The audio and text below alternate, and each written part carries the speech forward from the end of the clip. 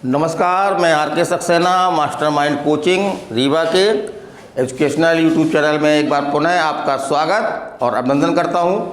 आज का मेरा ये पॉलिटी राज्य व्यवस्था को लेकर के एक अच्छा टॉपिक है। इससे क्वेश्चन आपके आते हैं भारतीय संविधान के प्रमुख भाग। तो एग्जाम कोई भी हो क्वेश्चन इससे आते हैं। उससे क्वेश्चन किस तरह से आते हैं, या तो आपसे ये पूछ लेता है कि किस भाग में क्या प्रावधान है। जैसे कि आपका एक क्वेश्चन बहुत ज़्यादा आता है एग्जाम में, भाग 3 में क्या है आपका मूल अधिकार है।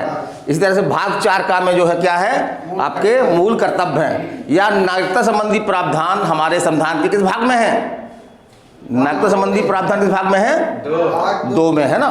तो इस तरह से हमको याद रखना है। यहाँ पे हमने अनुच्छेद भी लिख रखे हैं कि वो प्रावधान जो है वो किस अनुच्छेद से किस अनुच्छेद तक है, माने किस आर्टिकल से किस आर्टिकल तक है। तो ये भी आप देख लें। चलिए हम चलते हैं कि संविधान के हमने सभी भाग नहीं लिए हैं, इसमें हमने केवल वही भाग लिए हैं जो कि आपके इम्पोर्टेंट हैं। तो चलिए हम चलते हैं। पहला हमने एक तरफ भाग लिख रखा है और दूसरी तरफ जो है वो उसमें क्या प्रावधान है हमने ये बताया है। तो हम लेते हैं भाग 1। तो भाग 1 में क्या लिखा हुआ गया है, तो भाग 1 में संघ और उसके राज्य क्षेत्र के बारे में प्रावधान किया गया है।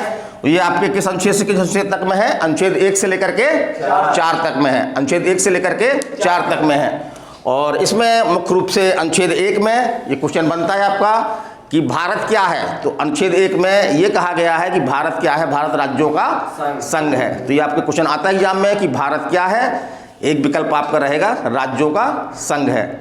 और नए राज्य बनाने की पावर किसको है, नए राज्य कौन बना सकता है, संसद बना सकती है। तो अनुच्छेद आपके 2 से लेकर के 4 तक में यही प्रावधान है। फिर आप चलते हैं भाग 2। तो भाग 2 में नागरिकता संबंधी प्रावधान है। अनुच्छेद 5 से लेकर के 11 तक में है। ये कहाँ तक है, अनुच्छेद 5 से लेकर के 11 तक में है। और इसमें मुख्य रूप से ये बातें बताई गई हैं कि कौन व्यक्ति भारत के नागरिक माने जाएंगे और कोई व्यक्ति भारत की नागरिकता किस तरह से प्राप्त कर सकता है और उसकी नागरिकता जो है वो किस तरह से समाप्त की जा सकती है। तो हम ये टॉपिक पढ़ाएंगे आप लोगों को। अभी फिलहाल आप इतना ही जानिए। फिर आपका है भाग 3।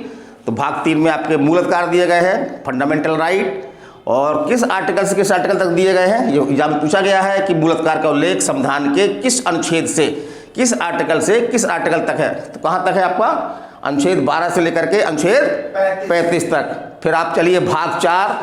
तो भाग 4 में आपके बताए गए हैं, क्या बताया गया है, नीति निर्देशक तत्व, नीति निर्देशक तत्व। और कहाँ से कहाँ तक है ये, 36 से लेकर के 51 तक में है। और फिर एक नया भाग जोड़ा गया है। तो ये क्वेश्चन पूछ लेता है कि संविधान का भाग 4 का किस संविधान संशोधन द्वारा जोड़ा गया।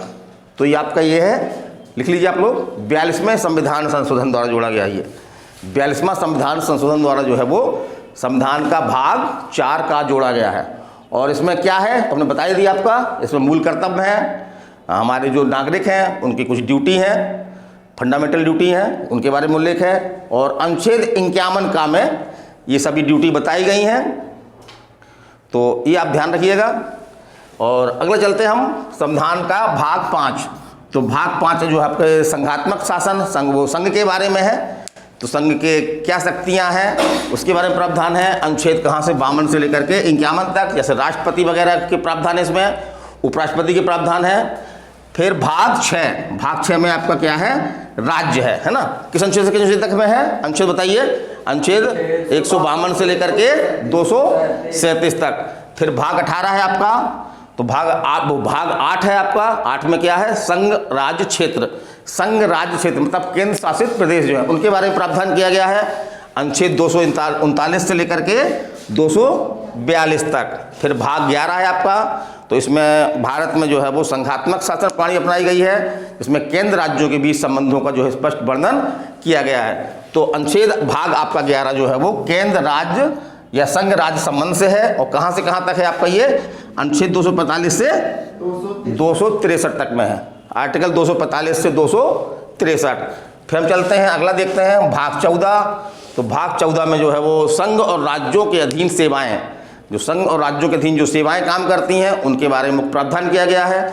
इसी भाग में जो है आपका संघ लोक सेवा आयोग यूपीएससी और मध्य प्रदेश लोक सेवा आयोग जैसे एमपीपीएससी या स्टेट पीएससी के बारे में प्रावधान है। गठन कैसे होता है, उनके शक्तियाँ क्या हैं, कार्य क्या हैं, उनके बारे में प्रावधान मिलता है इस भाग में, भाग 14 में। अगला देखते हैं हम भाग 15। तो भाग 15 जो है निर्वाचन संबंधित है। तो इसमें मुख्य रूप से निर्वाचन किस तरह से होगा, है ना, निर्वाचन की क्या प्रक्रिया है, निर्वाचन आयोग, भारतीय निर्वाचन आयोग का गठन कैसे होता है, उसकी शक्तियां क्या हैं, उनके बारे में मुख्य रूप से प्रावधान किस भाग में किया गया है, भाग 15 में। फिर भाग आपका 17 है, हमने 16 छोड़ दिया है क्योंकि इंपॉर्टेंट नहीं था ज़्यादा, इसलिए हमने सिर्फ इम्पोर्टेंट भाग को ही लिया इसमें। भाग 17 में आपकी जो है वो राजभाषा संबंधित है। किससे संबंधित है, राजभाषा संबंधित है। और कहाँ से कहाँ तक ही है, अनुच्छेद 343 से 351 तक। और अगला देखते हैं भाग 18। भाग 18 बहुत इंपॉर्टेंट है, एग्जाम में क्वेश्चन आया है ये।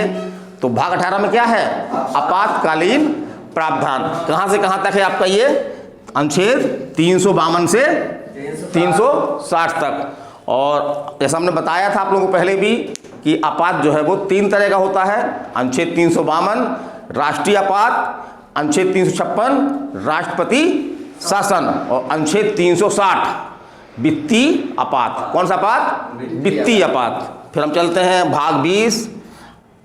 तो इसमें आपका जो है वो संविधान संशोधन की प्रक्रिया बताई गई है और शक्ति बताई गई किसको दी गई है।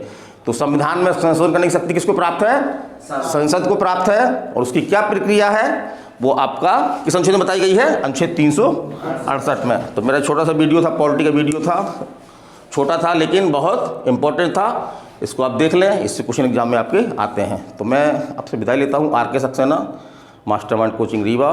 धन्यवाद, नमस्कार।